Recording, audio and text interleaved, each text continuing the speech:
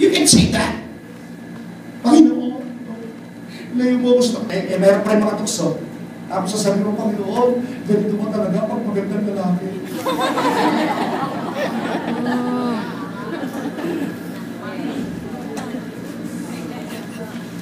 Ganito pa talaga pag magandang babae. Kasalanan ko ba, O Diyos, kung pinanganak akong ganito? Wow! Wow! Slow down. Amen po ba?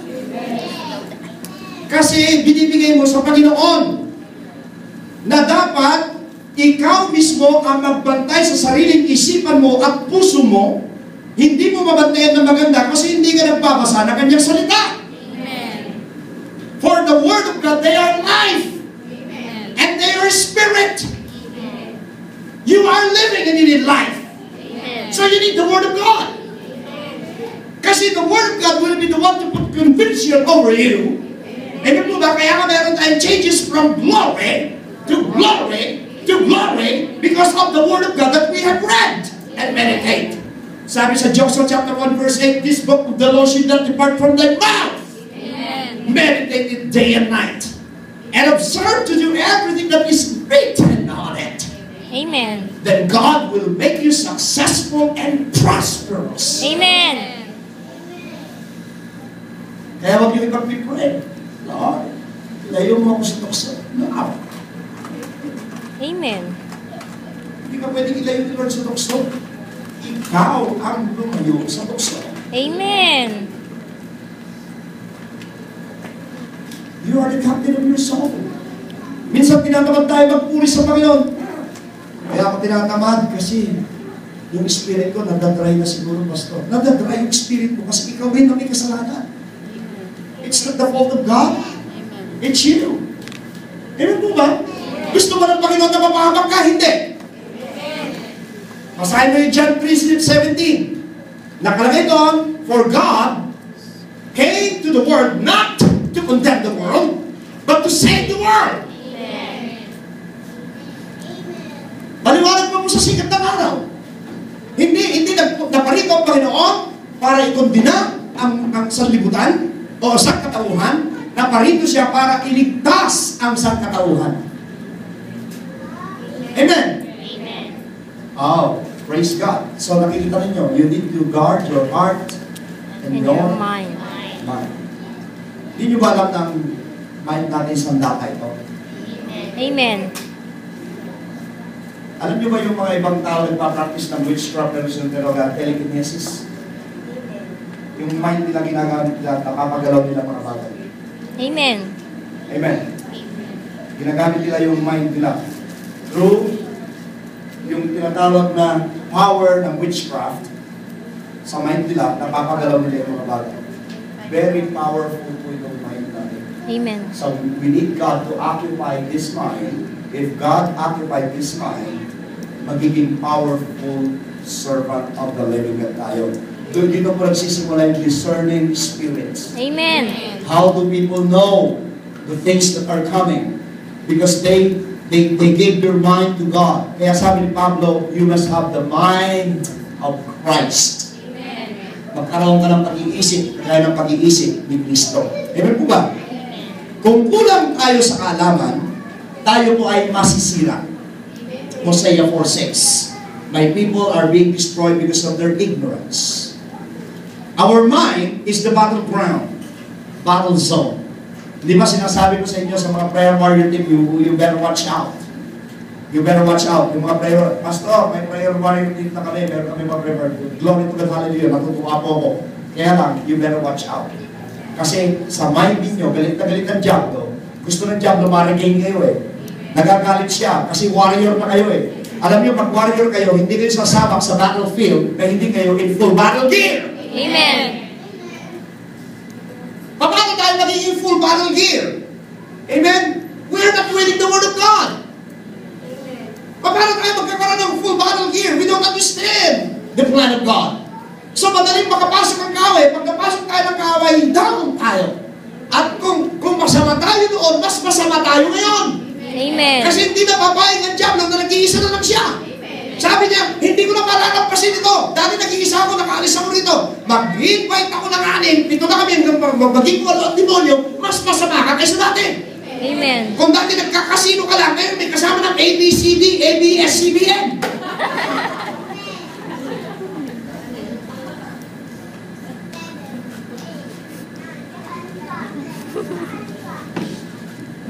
Because you give chance to the enemy.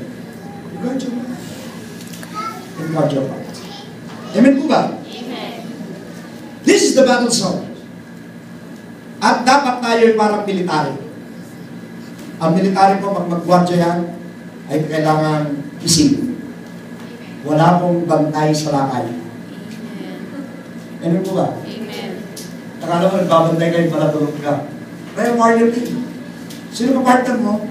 Nagpipray ka ba ate pag na? Oo, nagpipray ka pala nanonood ng telenovela, may popcorn pa.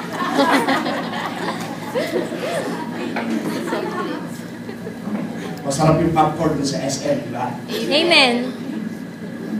Butter flavor. Amen. Yung isang bag na ganyan. Amen. Tapos manunod ka ng movie. Amen? Amen. Tapos sasabi mo, prayer warrior. Wala, nakikiwarta doon sa popcorn. Guard your mind and your heart. Amen po ba? Amen. The key to Joshua's victory is the knowledge of the Word of God. I want to share to you Joshua. Si Joshua po ay isa siyang ordinaryo lamang. Ngunit yung kanyang key sa victory ay yung tinatawag nating Word of God. Joshua and Caleb guard their heart and their mind. Noong pong mag-send si Moses ng espiya sa Promised Land, ang inutusan po ni Moses ay 12 kalalakihan na nag-represent ng nag-iisang tribo sa Israel. Dahil si Joshua at saka si Caleb ay lagi nilang minimeditate yung salita ng Panginoon. Ano yung minimeditate yung salita ng Panginoon? Sabi ng Panginoon, ibibigay ko sa inyo ang lupang ipinangako ko kay Abraham. Amen. Hello? Amen. Ito ang laging nasa isipan nila at sabi ng Panginoon, gagawin ko kayo na matagumpay, gagawin ko kayong ulo at hindi punto. Amen. At walang mananalo kahit na anong pwersa sa inyo. Noong po magpunta sila, 12 espiya, nakita nila, eto na yung Promised Land. Wow, ang ganda. The land flowing with milk and honey. Ang lalaki ng mga bunga ng mga puno. In fact, kumuha pa sila ng mga samples, pero nakita nila isang malaking problema. Ang nakita nila, ang mga nakatira, mga higante. Matitipulog, malalaki ang katawan, kumpleto sa sandata, pandigmaan. Kaya po nung bumalik sila, imbis na pasalamatan at nakita na nila yung Promised Land, yung puso nila at saka yung isipan nila, it's not guarded. Ang nakita nila, yung magiging kaaway nila at yung consequences kung kakalabanin nila yung kaaway nila.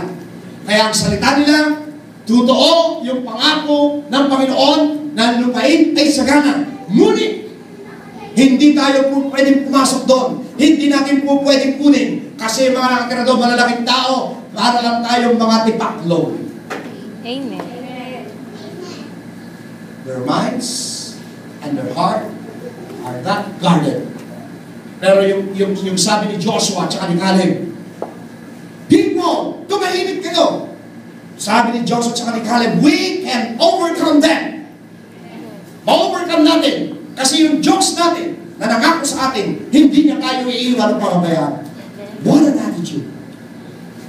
Kaya alam niyo kung sino lang nakapromise sa Promised Land? Nakapasok? Si Joshua at si Caleb lang. Sabi ng Panginoon, yung 10, very ungrateful, hindi sila nagtitiwala sa akin, wala silang tiwala sa sinabi ko, hindi ko sila papapasukin. Kapatid, kaya tayo nagugulmihanan, hindi tayo makapasok sa Promised Land because we are not guarding our heart and mind with the Word of God. Amen. Pinagbabantay natin yung sarili nating emosyon. Amen. Di ko kaya, di ko kaya. Puro gano'n, mahina ako, matanda na ako, puro gano'n natin. Mahirap kami. Puro ganyan.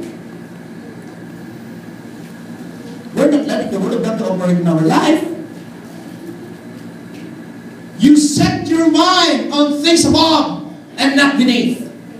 Kaya nga sabi sa Romans chapter 12 verse 2, be not conformed by the standard of the world, but be transformed inwardly by renewing of your mind.